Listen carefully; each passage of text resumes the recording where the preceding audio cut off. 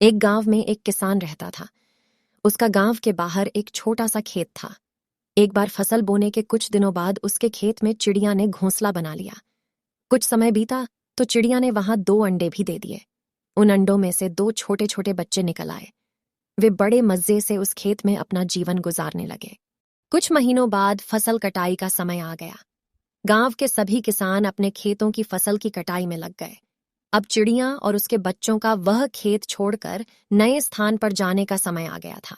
एक दिन खेत में चिड़िया के बच्चों ने किसान को यह कहते सुना कि कल मैं फसल कटाई के लिए अपने पड़ोसी से पूछूंगा और उसे खेत में भेजूंगा। यह सुनकर चिड़िया के बच्चे परेशान हो गए।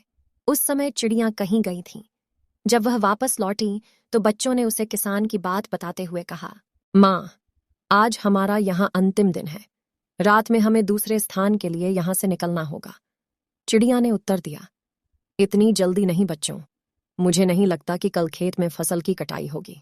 चिड़िया की कही बात सही साबित हुई। दूसरे दिन किसान का पड़ोसी खेत में नहीं आया और फसल की कटाई न हो सकी। शाम को किसान खेत में आया और खेत को जैसे का तैसा देख बुदबुदाने लगा कि ये पड़ोसी तो नहीं आया। ऐसा करता हूं, कल अपने किसी रिश्तेदार को भेज देता हूं। चिड़िया के बच्चों ने फिर से किसान की बात सुन ली और परेशान हो गए। जब चिड़िया को उन्होंने ये बात बताई तो वह बोली, तुम लोग चिंता मत करो, आज रात हमें जाने की जरूरत नहीं है। मुझे नहीं लगता कि किसान का रिश्तेदार आएगा। ठीक ऐसा ही हुआ और किसान का रिश्तेदार अगले दिन खेत नहीं पहुंचा।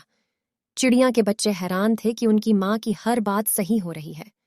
अगली शाम किसान जब खेत आया तो खेत की वही स्थिति देख बुदबुदाने लगा कि ये लोग तो कहने के बाद भी कटाई के लिए आते नहीं हैं। कल मैं खुद आकर फसल की कटाई शुरू करूंगा। चिड़िया के बच्चों ने किसान की ये बात भी सुन ली।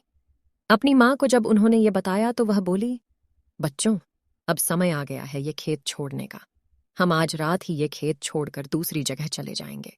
दोनों बच्चे हैरान थे कि इस बार ऐसा क्या है जो माँ खेत छोड़ने को तैयार है। उन्होंने पूछा तो चिड़िया बोली, बच्चों, पिछली 2 बार किसान कटाई के लिए दूसरों पर निर्भर था।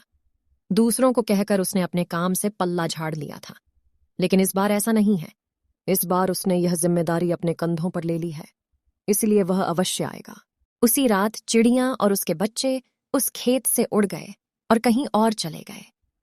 कहानी से सीख, दूसरों की सहायता लेने में कोई बुराई नहीं है, किंतु यदि आप समय पर काम शुरू करना चाहते हैं और चाहते हैं कि वह समय पर पूरा हो जाए, तो उस काम की जिम्मेदारी स्वयं लेनी होगी। दूसरे भी मदद उसी की करते हैं जो अपनी मदद करता है। और अगर कहानी अच्छी लगी हो तो वीडियो को लाइक और मेरे चैनल को सब्सक्राइब जरूर कर दें। धन्यवाद।